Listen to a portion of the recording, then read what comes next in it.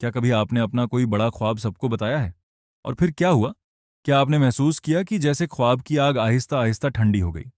कभी कभी जब हम अपने इरादों को बहुत जल्द जबान दे देते हैं तो वह मंजिल तक पहुंचने से पहले ही कमजोर हो जाते हैं। एक छोटे से गांव में आरिफ नाम का एक नौजवान रहता था। उसके ख्वाब बहुत बड़े थे। हर हफ्ते वो नया इरादा करता। एक दिन कहता, मैं गांव की सबसे बड़ी दुकान खोलूंगा। अगले हफ्ते कहता, मैं मिट्टी के बर्तन बनाना सीखूंगा। फिर कभी ऐलान करता, मैं अपना घर खुद बनाऊंगा।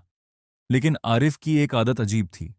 वो कोई भी काम शुरू करने से पहले पूरे गांव को बता देता था। बाजार में जाकर जोर से कहता, देखना, मैं सबसे कामयाब इंसान बनूंगा। लोग तालियां बजाते, तारीफ करते, हौसला देते, और आरिफ खुद को कामयाब महसूस करने लगता। रात को वह फक्र से सोता, लेकिन अगली सुबह जब काम शुरू करने का वक्त आता, उसकी हिम्मत गायब हो चुकी होती। चल दिन गुजरते और ख्वाब भी गुजर जाता। ना दुकान खुली, ना बर्तन बने, ना घर बना। साल गुजरते गए, ऐलान होते रहे, तालियां बजती रहीं, लेकिन उसके हाथ खाली रहे।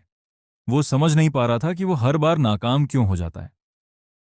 एक शाम वो पुराने कुएं के पास अकेला बैठा था। एक बुजुर्ग उसके पास आए। सादा मिजाज, खामोश, लेकिन सब उनकी इज्जत करते थे। उन्होंने पूछा, बेटा, इतने परेशान क्यों हो? आरिफ ने आह भरी, मेरे ख्वाब बहुत हैं, लेकिन मैं कुछ मुकम्मल नहीं कर पाता। बुजुर्ग ने नरमी से पूछा, जब तुम्हें नया ख्याल आता है तो सबसे पहले क्या करते हो? आरिफ बोला, मैं सबको बता देता हूं। मैं चाहता हूं लोग मुझ पर फख्र करें। बुजुर्ग मुस्कुराए, कल सुबह मेरे बाग में आना। अगले दिन बुजुर्ग के हाथ में दो बीज थे। एक बीज उन्होंने आरिफ को दिया, इसे जमीन में दफन कर दो। आरिफ ने बीज मिट्टी में डाल दिया।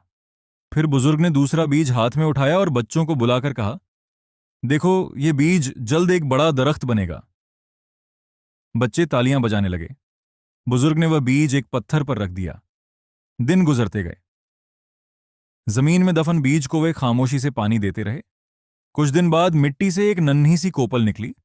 वे आहिस्ता आहिस्ता बढ़ती गई, और जो बीज पत्थर पर रखा था वह धूप में सूख गया। परिंदे उसे ले गए। वह कभी दरख्त ना बन सका।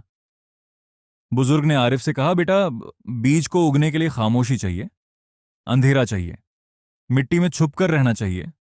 अगर उसे खुले में रख दो और सबको दिखाते रहो तो वह सूख जाएगा, बिल्कुल तुम्हारे ख्वाबों की तरह।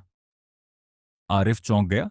बुजुर्ग बोले, जब तुम अपने ख्वाबों का ऐलान करते हो, लोगों की तारीफ तुम्हें वक्त खुशी देती है। तुम्हारा दिमाग समझता है जैसे तुम कामयाब हो चुके हो। फिर दिल की आग बुझ जाती है।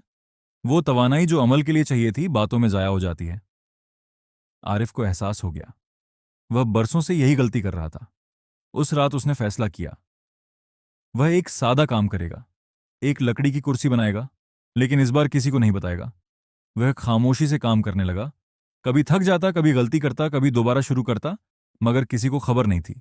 कोई सवाल नहीं था, कोई दबाव नहीं था, सिर्फ वो था और उसकी मेहनत।